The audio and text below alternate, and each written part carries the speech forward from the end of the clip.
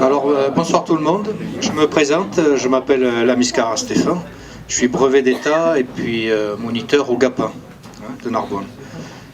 Il y a 2 ans, j'ai fait une formation EH1, puis ensuite EH2, parce que la plongée en 10, j'ai trouvé que c'était une ouverture intéressante pour nous plongeurs et surtout encadrants, d'essayer au maximum de faire partager notre loisir.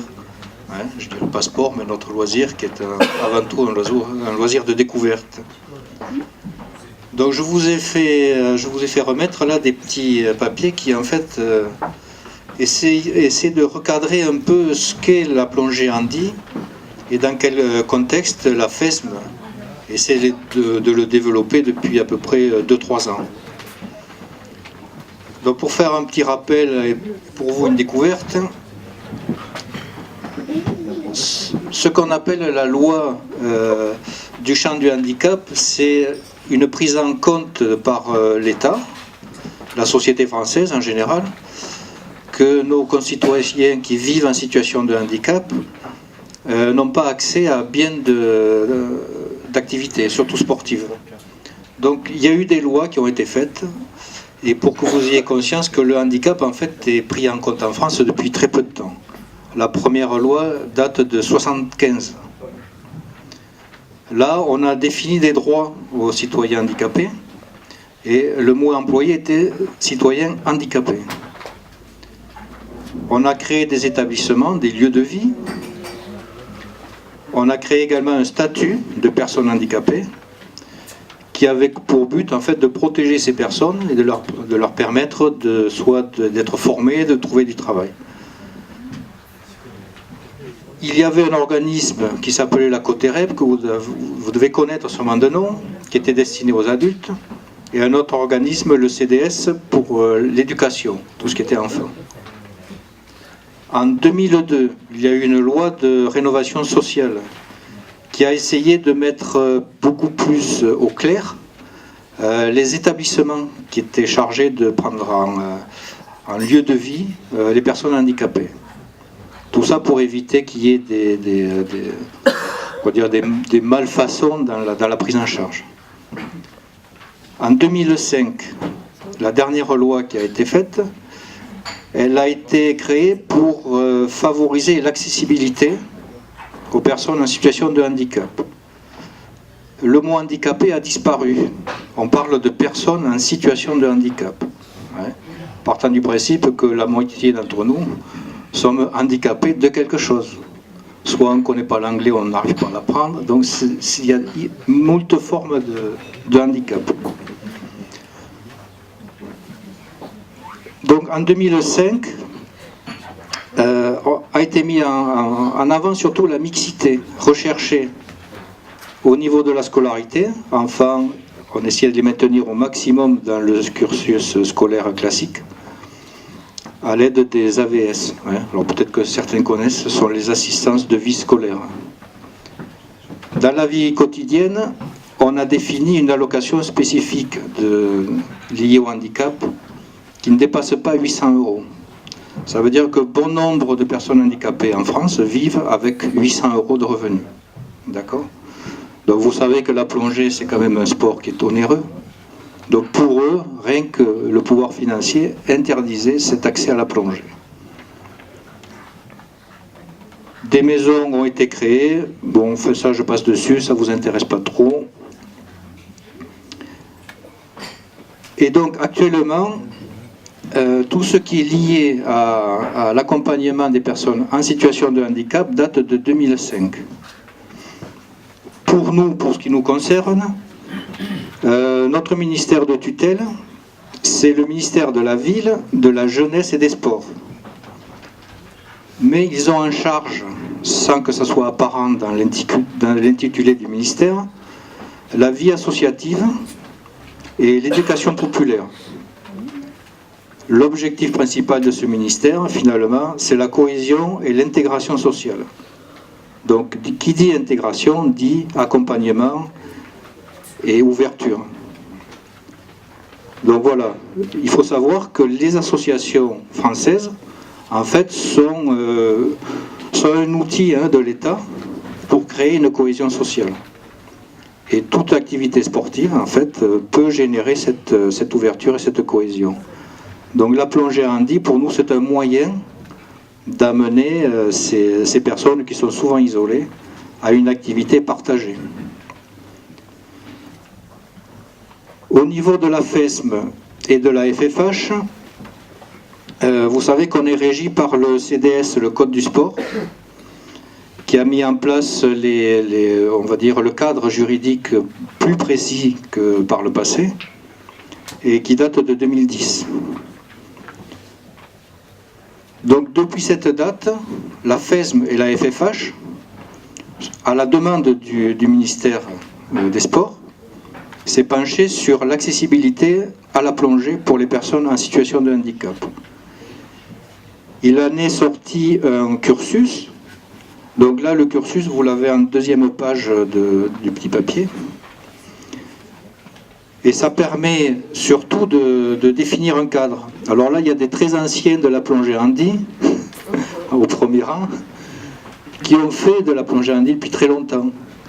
Mais souvent, au niveau des assurances, par exemple, ils n'étaient pas si bien couverts que ça. Parce que le cadre n'était pas si bien défini. Voilà. Donc maintenant, il y a une mise à plat, on va dire, hein, qui est destinée à pouvoir former des pêches. Il faut entendre par pêche plongeurs en situation de handicap. Ça, vous l'avez aussi sur le deuxième volet là, des papiers. Le but de la FESM, c'est de structurer une capacité d'accueil dans les clubs associatifs pour les personnes voulant découvrir la plongée. Le principal empêchement à la plongée, donc, c'est financièrement que ça se passe, au départ. Dans les clubs commerciaux, on a un représentant d'un club commercial, là, Nico. Il sait très bien que ça lui est difficile à lui d'avoir un bateau équipé pour des plongeurs handi. Un équipement qui coûte très cher.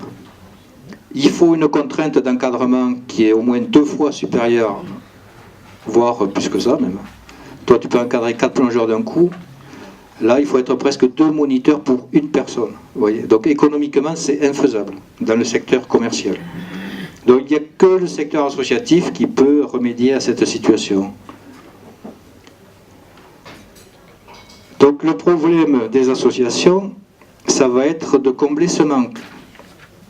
Mais pour une association, combler un manque, en fait, ça va demander des investissements en matériel, et puis beaucoup en investissement humain, hein, puisqu'il faut former des moniteurs EH1 et EH2. Donc je vous expliquerai un peu la différence qu'il y a entre EH1 et EH2. Et puis le problème aussi, c'est la disponibilité, puisque il faut comprendre que des personnes en situation de handicap qui vivent en foyer de vie, ils sont comme vous et moi, ils ont un rythme de vie, et leur pathologie souvent fait qu'ils sont réceptifs à des activités sur 2 heures par jour, soit le matin, soit l'après-midi, mais sûrement pas le soir après 18 heures. De ce simple fait, là, en fait, on a très peu d'accès, nous, en associatif, à des créneaux piscines dans ces heures-là. Hein, c'est souvent, au mieux, à partir de 17h30, au pire, c'est 20h, voire 22h. Donc c'est une difficulté majeure, ça, pour amener les personnes qui vivent en foyer, de leur proposer cette activité à des heures qui leur conviennent, en fait. Donc on a considéré, nous, avec plusieurs clubs, hein, 3 clubs en fait, un que vous connaissez, c'est Nouvelle Vague, hein, de Fred, un club qui fait de la natation handisport sur Narbonne depuis 8-9 ans, qui s'appelle le HANM, qui eux ont 60 licenciés en natation. Les pathologies en fait sont très larges, hein. On peut avoir des gens qui sont en fauteuil, soit suite à accident, soit maladie. Ce sont des nageurs, tous à la base ont une activité nautique, aquatique. On peut avoir des gens qui sont en situation de handicap mental, des syndromes autistiques, enfin voilà, donc c'est plutôt des enfants là. Et ces personnes-là, en fait, ont 1 heure de piscine 5 fois par semaine. Donc là, il arrive, en ayant ces créneaux, de 17h30 à 16h30, à avoir 60 sociétaires qui régulièrement viennent en piscine.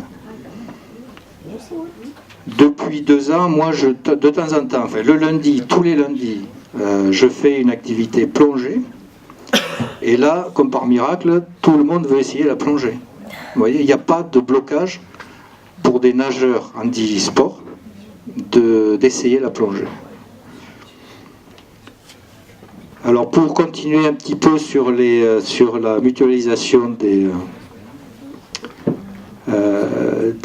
offres de piscine, en fait, moi j'ai essayé de faire ressortir un peu les difficultés qu'il faut vaincre pour amener toutes ces personnes à ces activités nautiques et à la plongée principalement.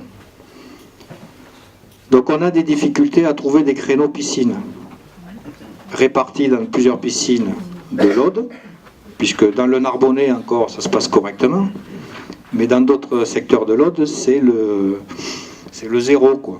Il n'y a rien qui se passe, hein, à part Castelnaudary et peut-être Trèbes. Je ne sais pas s'il y a quelqu'un de Trèbes là, personne. Donc à part Castelnaudary avec Laurent Megnaud en fait et Eric Hamas, il y a très peu d'activités. C'est très compliqué, hein, à mettre en route. Donc nous, notre problème en fait, c'est d'informer les personnes en situation de handicap qui sont isolées, c'est-à-dire qui habitent chez elles en fait, et proposer aux structures d'accueil des activités piscine dans un cadre sécuritaire. Et là, il faut vaincre la réticence en fait des directeurs de centre. Parce que quand on propose à un directeur de centre d'amener ces résidents qui sont soit handicapés mentaux, soit polyhandicapés, leur disant on va faire de la plongée, de suite, il y a un niet qui est franc et ferme. Donc en fait, il faut vraiment expliquer ce qu'on entend par plongée handisport. Donc moi je suis un peu là pour vous expliquer un peu cette notion de plongée handisport et comment on l'aperçoit nous-mêmes en tant que plongeurs, quoi. On avait un autre problème aussi, ça c'est lié aux médecins fédéraux. Les médecins fédéraux en fait ouvrent régulièrement le parapluie, hein, au niveau des autorisations de pratique de cette activité.